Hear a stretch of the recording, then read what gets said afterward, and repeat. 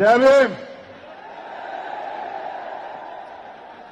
अपनी बात को शुरू करते हुए बहुजन समाज में सभी जाति धर्मों में जन्मे सभी संतों, गुरुओं और महान पुरुषों को नमन करता हूं। सम्मानित साथियों, आज देश के कोने कोने से चल के आए बहुजन समाज के बहादुर योद्धाओं, इस मंच पर उपस्थित आजाद समाज पार्टी भीम आर्मी के सभी सम्मानित नेताओं, हमारे मिशन 78 अधिवक्ता मोर्चा, अनुशासन समिति, भीम आर्मी स्टूडेंट फेडरेशन और किसान मोर्चा, तमाम संगठनों के सम्मानित नेताओं, यहां उपस्थित हमारी माओ बहनों, नौजवान साथियों और मुझसे बड़े उम्र में बड़े सभी सम्मानित साथियों का मैं धन्यवाद करता हूं। आप जानते हो कि मैं आपसे हूं। आप जानते हो कि मैं जो कुछ भी हूं आपसे हूं। मैं कभी आपसे बड़ा नहीं हो सकता। आप मेरे लिए हमेशा वीआईपी हैं। जितना सम्मान मैं उस मंच पर बैठे लोगों का करता हूं, उससे ज्यादा सम्मान मैं आपका करता हूं। लेकिन मैं आपसे भी उम्मीद करता हूं, मैं आपसे भी ये उम्मीद करता हूं कि जैसे मंच पे बैठे हैं जिम्मेदारी से, सम्मान के साथ, ऐसे ही आप लोग भी जिम्मेदारी से बैठे, तभी आपकी इज्जत बढ़ेगी। अगर आप इज्जत नहीं बढ़ाना चाहते तो मैं क्या कर सकता हूं बताओ। मेरा तो प्रयास है कि आप इज्जत के साथ आगे बढ़ना सीख जाओ। जब तक आप इज्जत के साथ आगे बढ़ना नहीं सीखोगे, इस देश में आपकी बात मजबूत नहीं होगी। भेड़ बकरियां कभी राज नहीं करती, इतिहास गवाह है। राज योद्धा करते हैं। राजा का आचरण भी राजाओं जैसा होना चाहिए। राजा गुलाटी मारते नहीं घूमते हैं। राजा राजा होते हैं। राजाओं का आचरण जब तक आप में नहीं आएगा, तब तक आप राजा बनने की तरफ नहीं आगे बढ़ोगे। अगर बंदर को राजगद्दी सौंप दी जाए, क्या राज कर सकता है? नहीं कर सकता। राज करने के लिए राज जैसी सोच भी जो है अपने अंदर पैदा करनी पड़ेगी। सम्मानित साथियों, आज का जो आंदोलन था, आप और मैं जानते हैं कि वो हमने रामलीला मैदान में रखा था। कौन से मैदान में? जोर से बताओ। लेकिन रामलीला मैदान के पास हमारे मुस्लिम भाइयों का एक कार्यक्रम होता है जिसको हम लोग चेल्लुम के नाम से जानते हैं। 35-40 हजार की संख्या में वो लोग रोड से निकलते हैं और अपनी जो भी इबादत है उसको पूरा करते हैं। पुलिस प्रशासन का ये मानना था कि भाई पहले से ही वहां व्यवस्था अव्यवस्थित रहेगी, क्योंकि एक बहुत बड़ा आबादी, एक बहुत बड़ी जनसंख्या निकलेगी। अगर आपके लोग भी आ जाएंगे तो नुकसान हो सकता है, कोई टकराव हो सकता है, कहीं कोई आपराधिक तत्व का आदमी झगड़ा करा सकता है। तो आप अगर चाहें तो हम आपको परमिशन दे देंगे, लेकिन अगर आप खुद से मन में रखें और समझदारी दिखाएं तो ये समझौता, ये सम्मान का काम नहीं होगा। मैंने उनकी बात को सुना और मुझे महसूस हुआ कि हम प्रथम और अंत्य भारतीय हैं। हमारी भी भारत के प्रति उतनी जिम्मेदारी है जितनी कि दूसरे व्यक्ति की है। हम भी अपने देश को आगे बढ़ाना चाहते हैं।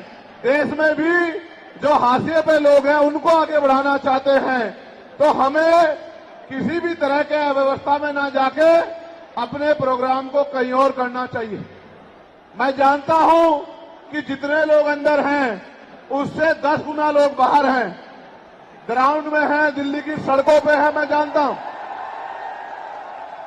लेकिन आप महसूस करो, लाखों लोगों के पहुंचने के बाद भी एक मुझे देख के तो ये लोग उठ जाते हैं, वरना ऐसा नहीं है। अगर एक चींटी के बच्चे को भी कोई बे कह रहा है, ये देखो आप हमारी ताकत। ये है भीम आर्मी आजाद समाज पार्टी का बल। लेकिन मुझे आपसे बहुत सारी बातें करनी है। मैं अभी दूसरे देश में होके आया।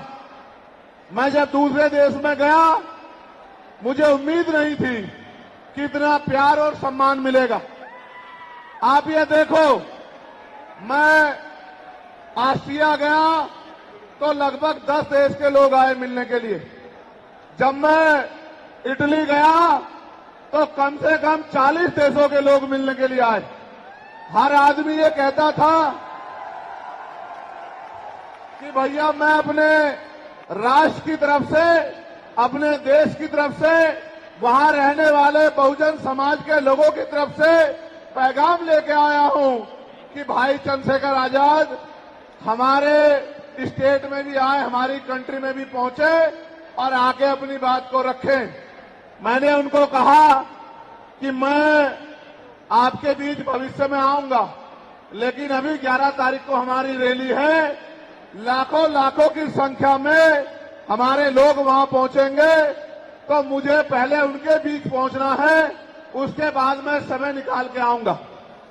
उन्होंने मेरी बात को माना और 3 दिन का कार्यक्रम करके मैं फिर आपके बीच आ गया। जब यहां पहुंचा तो पता लगा परमिशन और इस तरह की व्यवस्थाएं खराब हो रही हैं।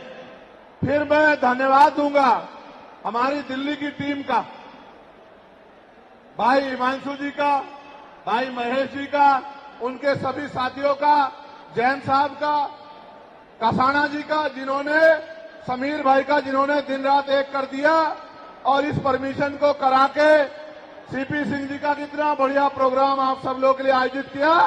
एक बार दोनों हाथ से तालियां बजा के दिल्ली की टीम का स्वागत करें।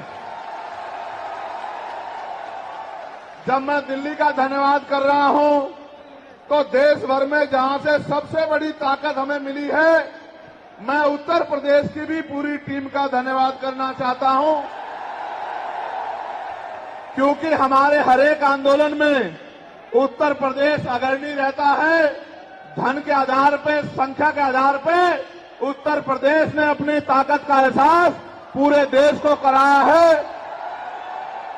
तो मैं उत्तर प्रदेश के प्रदेश अध्यक्ष का, वहां हमारे राष्ट्रीय कमेटी के सभी साथियों का, जो राष्ट्रीय कोर कमेटी के लोग रहते हैं, प्रदेश के पदाधिकारियों का, जिला विधानसभा के संगठनों का, हमारे भीम आर्मी के प्रदेश अध्यक्ष जी का, सभी साथियों का भी बहुत बहुत धन्यवाद करता हूं। एक बार इनके लिए भी जोरदार ताली हो जाए। उसके बाद मैं और आप सब लोग मिलकर स्वागत करेंगे नगीना लोकसभा के लोगों का, जिन्होंने एक एक वोट डालकर आपकी ताकत को बनाने का काम किया। दोनों हाथ उठा के ताली बजा के स्वागत करें नगीना के लोगों का। नगीना के लोगों का धन्यवाद कर दूं? बताओ कर दूं या नहीं कर दूं? बताओ नगीना के लोगों की इज्जत करते हो नहीं करते हो? बताओ नगीना के लोगों का सम्मान करोगे नहीं करोगे? बताओ नगीना तुम्हारे दिल में है या नहीं है? बताओ। तो मैं नगीना के साथियों का भी बहुत बहुत धन्यवाद करता हूं।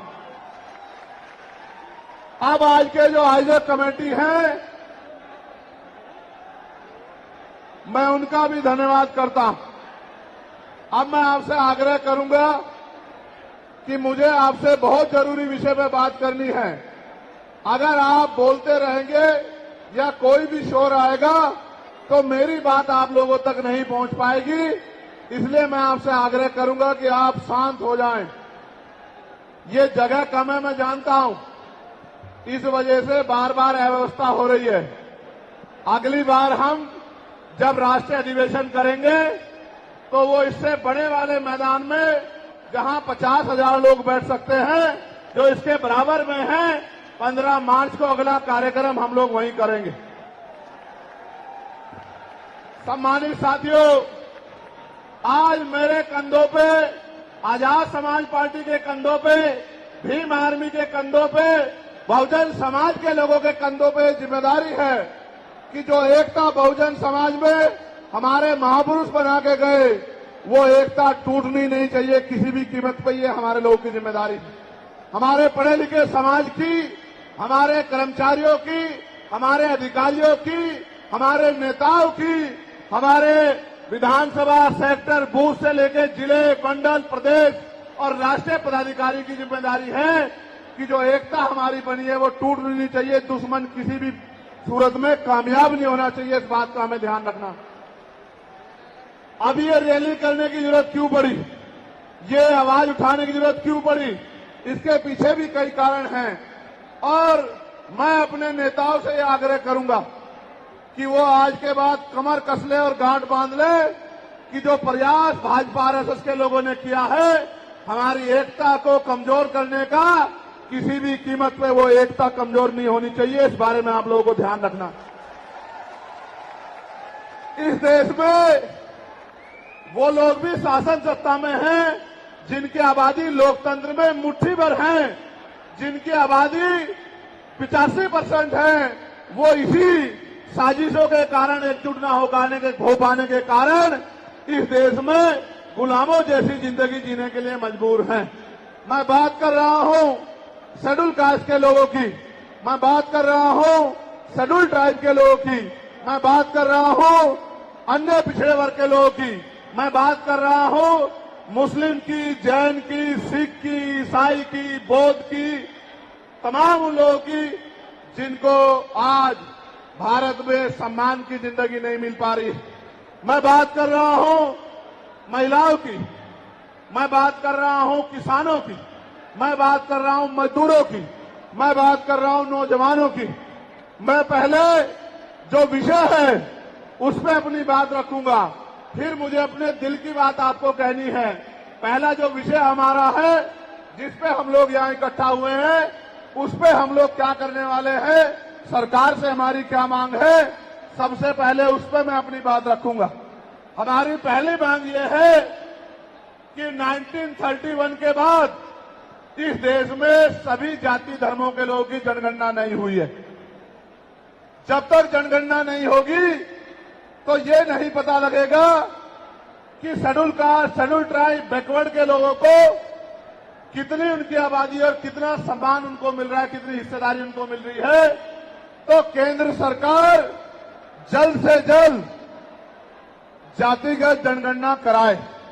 जब तक जातिगत जनगणना नहीं होगी तब तक सबसे पहले स्पष्ट ही नहीं होगा जो आज षड्यंत्र किया गया है और कुछ लोगों को जानबूझ के उनके मुंह से कहलवाया जा रहा है कि इस जाति का हिस्सा ये लोग खा रहे हैं, इस जाति का हिस्सा ये लोग खा रहे हैं, इस जाति का हिस्सा ये लोग खा रहे हैं। मैं चंद्रशेखर आजाद आपको वचन देके कहता हूं, अपने बहुजन समाज के सामने जातिवार जनगणना कराइए, उसके आंकड़े सार्वजनिक कराइए। अगर अंतिम पायदान पर रहने वाले जिनको डीएससी के भाई कहा गया है, जो हमारा परिवार है, अगर उनका 1% आरक्षण भी पॉइंट के बराबर भी कमजोर पड़ रहा होगा तो मैं वचन देता हूं कि इससे बड़ी रैली उनके समर्थन में हम लोग करेंगे। मैं फिर आपसे कह रहा हूं, आप याद करो, जब से इस देश में आरक्षण व्यवस्था लागू हुई है, इस आरक्षण को खत्म करने के लिए चाहे वो कांग्रेस पार्टी रही हो या भारतीय जनता पार्टी रही हो या और कोई मनुवादी दल रहा हो, इन्होंने एडी चोटी के जोर लगाए। और आज जिन जातियों को गाली दी जा रही है, ये वही जातियां हैं जिन्होंने अपने बच्चे कुर्बान कर दिए लेकिन अपने अधिकारों की रक्षा की और आज भी इस देश में आरक्षण बचा हुआ है, नौकरियां बची हुई है, हिस्सेदारी बची हुई है, राजनीतिक व्यवस्था कायम है, लोकतांत्रिक व्यवस्था है। तो धन्यवाद करना चाहिए उन जातियों का जिन्होंने अपने प्राणों का बलिदान दे दिया, लाठी डंडे खाए, गोलियां खाई, लेकिन अपने अधिकारों को छीनने नहीं दिया। सब लोगों को उनका धन्यवाद करना चाहिए। कि schedule caste, schedule tribe, backward के लोगों को कितनी उनकी आबादी और कितना सम्मान उनको मिल रहा है, कितनी हिस्सेदारी उनको मिल रही है। तो केंद्र सरकार जल्द से जल्द जातिगत जनगणना कराए। जब तक जातिगत जनगणना नहीं होगी तब तक सबसे पहले स्पष्ट ही नहीं होगा जो आज षड्यंत्र किया गया है और कुछ लोगों को जानबूझ के उनके मुंह से कहलवाया जा रहा है कि इस जाति का हिस्सा ये लोग खा रहे हैं, इस जाति का हिस्सा ये लोग खा रहे हैं, इस जाति का हिस्सा ये लोग खा रहे हैं। मैं चंद्रशेखर आजाद आपको वचन देके कहता हूं, अपने बहुजन समाज के सामने जातिवार जनगणना कराइए, उसके आंकड़े सार्वजनिक कराइए। अगर अंतिम पायदान पर रहने वाले, जिनको डीएससी के भाई कहा गया है, जो हमारा परिवार है, अगर उनका 1% आरक्षण भी पॉइंट के बराबर भी कमजोर पड़ रहा होगा, तो मैं वचन देता हूं कि इससे बड़ी रैली उनके समर्थन में हम लोग करेंगे। मैं फिर आपसे कह रहा हूं, आप याद करो, जब से इस देश में आरक्षण व्यवस्था लागू हुई है, इस आरक्षण को खत्म करने के लिए चाहे वो कांग्रेस पार्टी रही हो या भारतीय जनता पार्टी रही हो या और कोई मनुवादी दल रहा हो, इन्होंने एडी चोटी के जोर लगाए। और आज जिन जातियों को गाली दी जा रही है, ये वही जातियां हैं जिन्होंने अपने बच्चे कुर्बान कर दिए, लेकिन अपने अधिकारों की रक्षा की। और आज भी इस देश में आरक्षण बचा हुआ है, नौकरियां बची हुई है, हिस्सेदारी बची हुई है, राजनीतिक व्यवस्था कायम है, लोकतांत्रिक व्यवस्था है। तो धन्यवाद करना चाहिए उन जातियों का जिन्होंने अपने प्राणों का बलिदान दे दिया, लाठी डंडे खाए, गोलियां खाई, लेकिन अपने अधिकारों को छीनने नहीं दिया। सब लोगों को उनका धन्यवाद करना चाहिए। लेकिन दुश्मन का ये षड्यंत्र है और दुश्मन बड़ा समझदार है। दुश्मन जानता है कि 2 अप्रैल 2018 के बाद में ये दलित समाज एकजुट हो गया था। जब दलित समाज एकजुट हुआ तो वो ये सोचने लगे कि इनकी एकता को कैसे तोड़ा जाए। आप और मैं जानते हैं, जब हम मुट्ठी बनकर रहेंगे तो कोई हमारे अधिकारों को नहीं छीन सकता। लेकिन जब जब हम बट जाएंगे, एक उदाहरण के तौर पे बताता हूं, अगर आप झाड़ू की सिक्कों को इकट्ठा कर दोगे, वो सिक्के जो हैं एकजुट हो जाएंगे, उनको बांध दिया जाएगा तो वो सारा कचरा साफ कर देंगे। लेकिन अगर वो जो सिक्के होते हैं, अगर आपने उनको अलग अलग कर दिया तो वो कचरा साफ नहीं कर पाएंगे, वो खुद कचरा बन जाएंगे, उनकी कोई हैसियत नहीं बनेगी। इसलिए हमारे महापुरुषों ने बहुजन समाज में भाईचारे की बात की। और आप महसूस करो, बाबा साहब अम्बेडकर ने क्या नारा दिया? शिक्षित बनो, संगठित रहो और संघर्ष करो। हमें शिक्षित भी बनना है, संगठित भी होना है और अपने विरोधियों, बैरियों के खिलाफ संघर्ष भी करना है, अपने अधिकारों के लिए संघर्ष भी करना है। मैं जब देश के बाहर गया तो मैंने देखा कि वो लोग तरक्की कर रहे हैं, उनकी जिंदगी खुशहाल है, उनकी जिंदगी अच्छी बन रही है। लेकिन उनकी जिंदगी तो अच्छी बन रही है, लेकिन 75 साल की आजादी के बाद आज भी भारत में 80% लोग ऐसे हैं जो रोटी, कपड़ा, मकान से वंचित है, जिनको इज्जत की जिंदगी नहीं मिल रही। तो मैं ये देख रहा था, मुझे बड़ी खुशी हो रही थी। लेकिन जब मैं भारत की तरफ देखता हूं तो बड़ी निराशा हाथ लगती है। फिर ये महसूस करता हूं कि आज जो कुछ हमारे पास है वो हमारे महान पुरुषों की संघर्ष की वजह से है। अगर हमारे महान पुरुष संघर्ष नहीं करते तो जो आज हमें मिला है ये भी हमें किसी कीमत पे नहीं मिलता। आप जानते हैं, हमेशा आरक्षण के खिलाफ चाहे सुप्रीम कोर्ट हो या मनुवादी दल हो, सब लोगों ने आरक्षण को समाप्त करवाने के लिए एडी चोटी के जोर लगा दिए। और इसका सबसे बड़ा हमला इस पे कब हुआ? जब 10% ईडब्ल्यूएस लागू हुआ।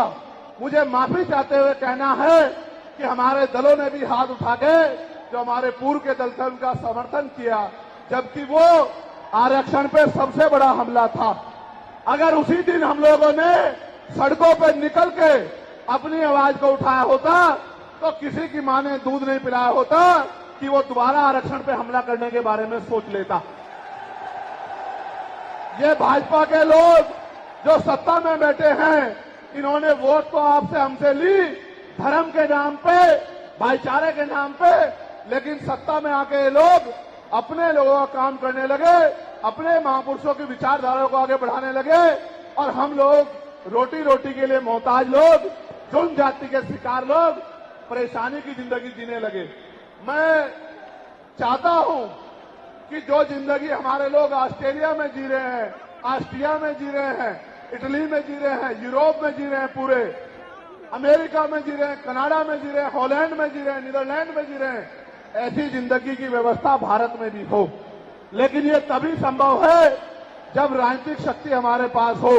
अगर राजनीतिक शक्ति भाजपा और कांग्रेस के पास रहेगी तो हम लोग इज्जत की जिंदगी इस देश में नहीं जी सकते। इस बात को आप लोग मेरी ध्यान रखना।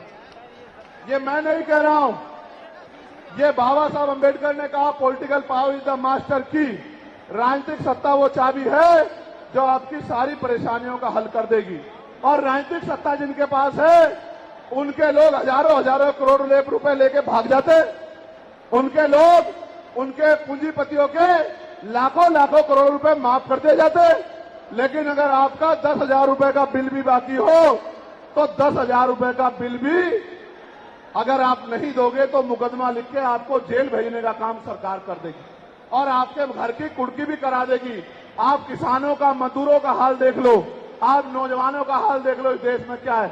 तो हमारी सबसे बड़ी मांग ये है, आप समर्थन करके बताना कि आप इस पर सहमत हो या नहीं हो।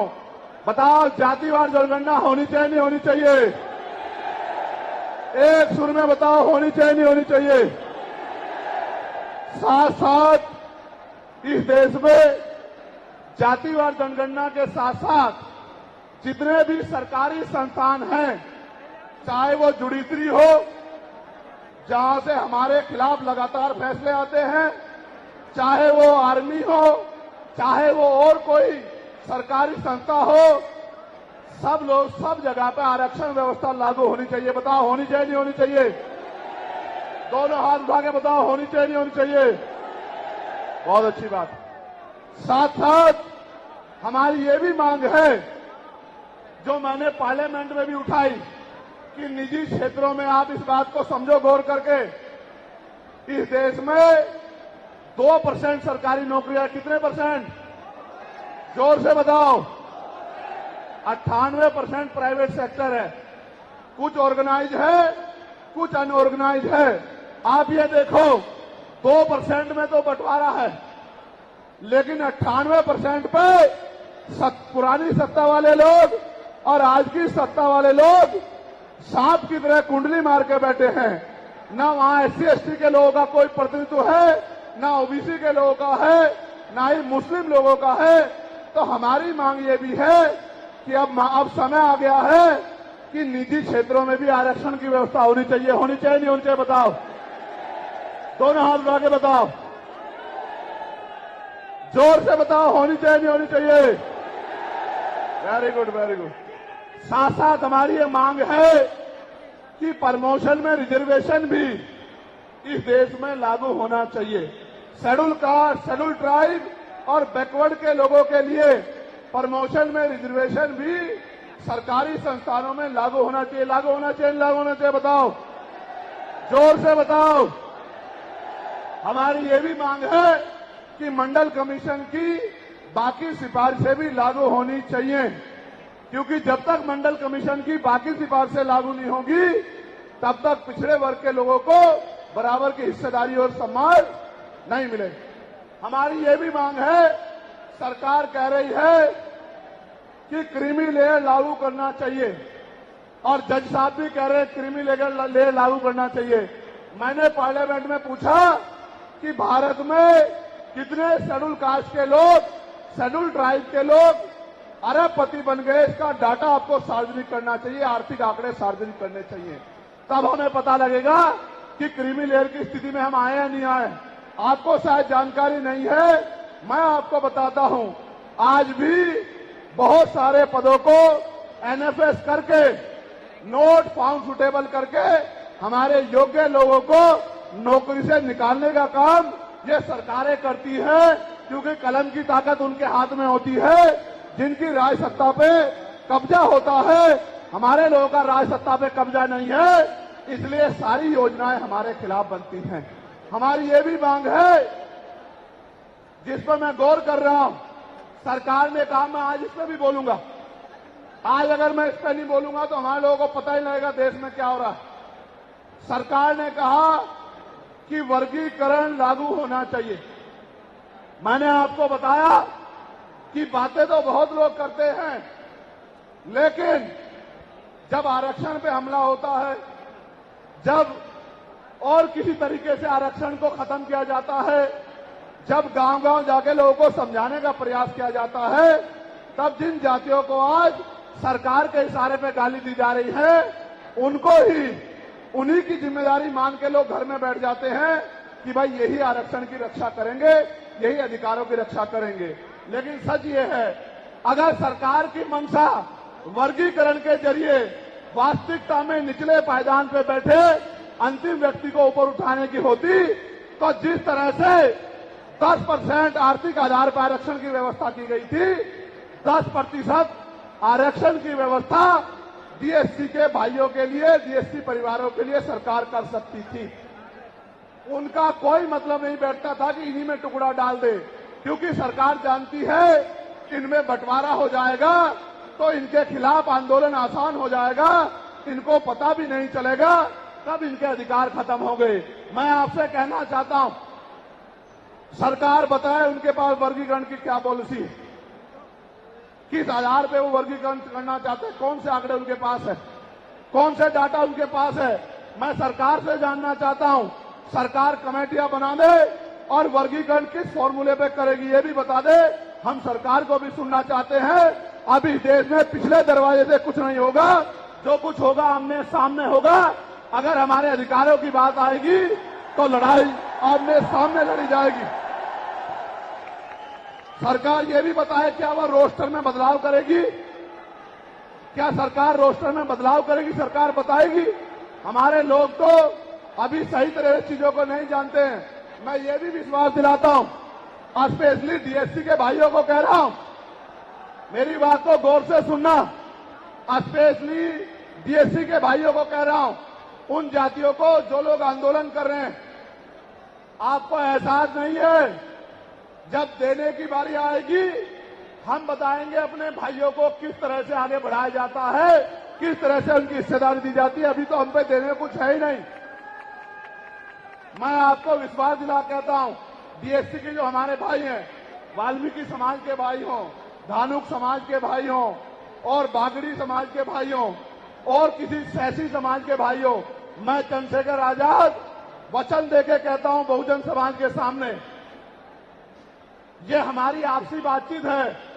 आप दुश्मन के इशारों पे काम मत करो, हम लोग बैठ के अपनी लड़ाई को निपटा लेंगे। हम लोग अपने आप बैठ के चर्चा करके आपके साथ बैठ के, अगर कहीं हमें कुछ डर भी है, आप चीजों को नहीं समझ पा रहे हो या हम लोग समझा नहीं पा रहे, अगर आपको अधिकार मिलता है तो बताओ, हमारे किसी व्यक्ति को तकलीफ है क्या? बताओ, अगर हमारे डीएससी के भाइयों को अधिकार मिलता, बताओ, हाथ उठा के बताओ, तकलीफ है क्या हमें किसी को? ये इतना बड़ा जन समूह गवाही दे रहा है, अगर डीएससी के भाइयों को कुछ मिलता है तो हमें तकलीफ नहीं है। लेकिन हम इस सरकार की मंशा को जानते हैं, हम इस सरकार को जानते हैं, इनके चरित्र को जानते हैं। ये देना कुछ नहीं चाहती, ये तो इसको अटका के रखना चाहती हैं। आप ये देख लेना, इन्हीं के कुछ लोग पहले सुप्रीम कोर्ट चले जाएंगे। जैसे उदाहरण के तौर पे गौर करो, 69,000 शिक्षक भर्ती में सरकार ने 20,000 पदों पे घोटाला किया।